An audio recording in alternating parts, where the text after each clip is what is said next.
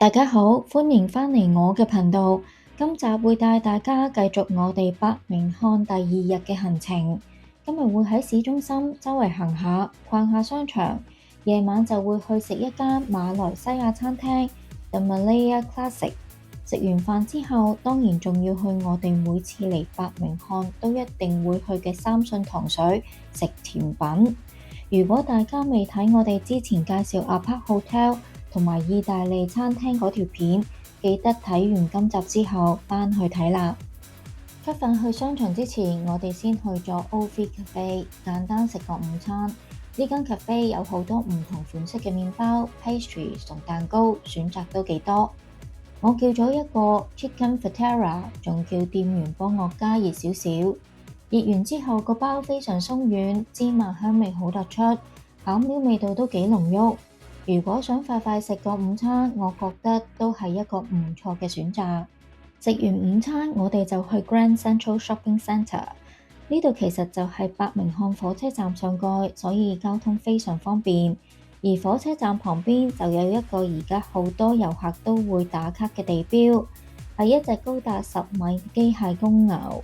不過如果大家日頭嚟，就會見到佢眼睛着燈同埋有少少動作。夜晚就唔會有呢個表演啦。之後我哋再行去 Bullring Shopping Centre 周圍逛下。行到夜晚，終於到食飯時間。今晚我哋揀咗食馬來西亞菜。呢間餐廳叫 The Malaya Classic， 位於 Arcadian Centre， 旁邊就有停車場，如果揸車過嚟都幾方便。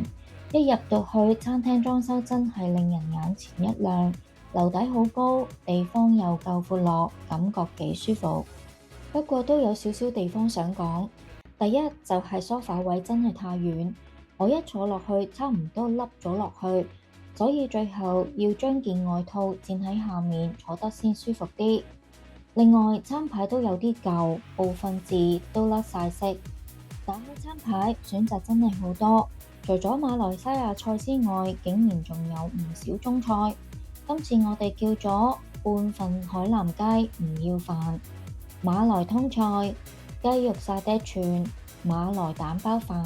首先試下海南雞，雞肉都算嫩滑，配埋薑蓉同辣椒醬食，味道唔錯。不過我哋覺得雞肉稍為熟咗少少，相信呢個熟度可能比較迎合英國人口味。整體食落其實比較似一般白切雞。至於馬來通菜，我哋就幾鍾意。通菜夠新鮮，而且蝦膏味幾香，味道都幾濃。雞肉沙爹反而有啲驚喜，睇落好似乾乾地，但其實雞肉非常嫩滑，而且好多肉汁，配埋花生醬食，香味好出。最後就係馬來蛋包飯，聞落同食落味道都唔錯。不過如果同 Newcastle 嘅 Chili Padi 比，我哋反而鍾意 Chili Padi 多啲。因為佢嘅蛋真係包住炒飯，而呢度就比較似將蛋放喺飯上面。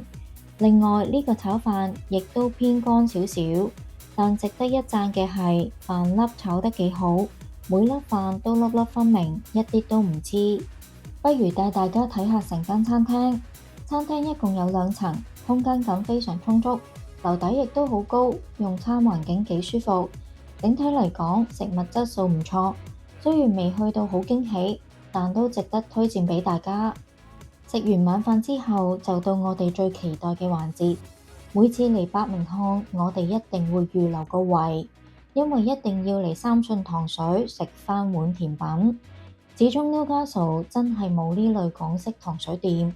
店鋪雖然唔算大，但環境乾淨舒服，坐得都幾自在。餐牌選擇好多，今次我哋叫咗芒果雪燕、陳皮蓮子紅豆沙。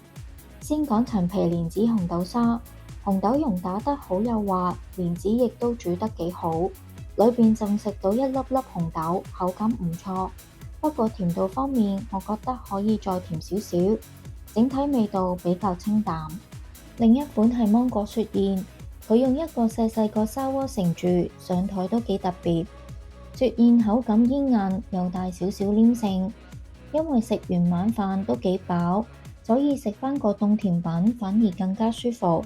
味道唔會太甜，食得幾清新。老實講，因為我之前未食過雪燕，所以未必可以作好專業比較。但至少芒果夠甜，唔會酸，我覺得都幾好食。返酒店途中，我哋仲經過一個叫 Society 嘅地方，感覺好似一個 food hall，有好多唔同國家嘅美食，例如印度菜、中菜、披薩，同埋有酒吧可以飲下嘢。我哋最後都坐低飲咗杯。現場氣氛幾熱鬧，好多人放工之後都會過嚟。如果夜晚想同朋友飲杯酒，食少少嘢，我覺得都幾值得嚟。下一集我哋會繼續伯明翰之旅，首先會去九記茶餐廳食午餐，睇下味道係咪真係有香港茶餐廳嘅感覺。食完之後，我哋就會去 Mahathir Glen Designer Outlet 行街購物。到咗夜晚，我哋仲會去食火鍋。今次揀咗紅七，究竟味道如何？又值唔值得推薦畀大家呢？記得留意我哋下一集啦！